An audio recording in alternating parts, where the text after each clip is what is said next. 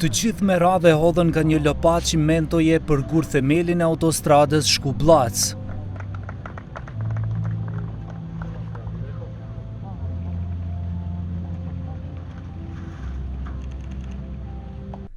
Kryeministri i vendit Hristijan Mickovski tha se ky projekt ishte segmenti i fundit që do të shndërrojë rrugën e vjetër në autostradë, duke e lidhë Maqedoninë e Veriut me 2 porte detare si i Durrësit në Shqipëri dhe i Barit në Maltëzi, por që edhe shkëmbimi tregtar me Kosovën do të shtohet edhe më tepër.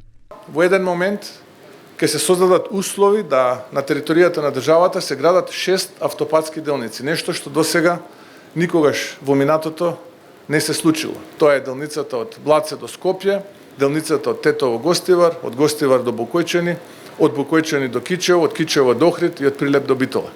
Нешто што навистина представува историски момент за нас граѓаните, но и за државата генерално. Kryeministri në detyrë i Republikës së Kosovës Albin Kurti tha se që tani Prishtina dhe Shkupi janë më afër sikurse në lëvizjen e lirë të qytetarëve dhe transportit të madrave, ashtu edhe në raportet diplomatike e shtetërore. Ne jemi 2 shtete që kanë qarkullim të lartë të qytetarëve në të 2 anët e kufirit. Familjet, studentët, punëtorët, profesionistët dhe bizneset tona lëvizën çdo ditë mes Kosovës dhe Maqedonisë së Veriut.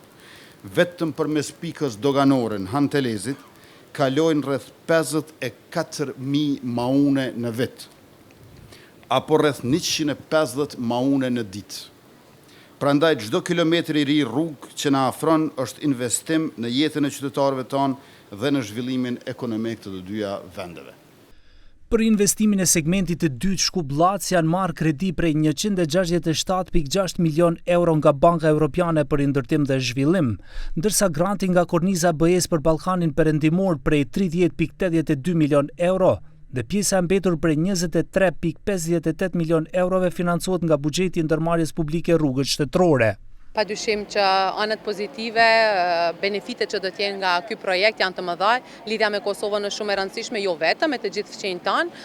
Do të kemi një lidhje më të afër regionale, një zhvillim ekonomik, tregti më të avancuar, do të kemi një transportim më të shpejt, më të sigurt, lidhja jonë familjare, farefisnore do të jetë edhe më e lehtë, më e këndshme, kështu që anët pozitive nga ky projekt janë evidente dhe vetëm do vinë duke u shtuar.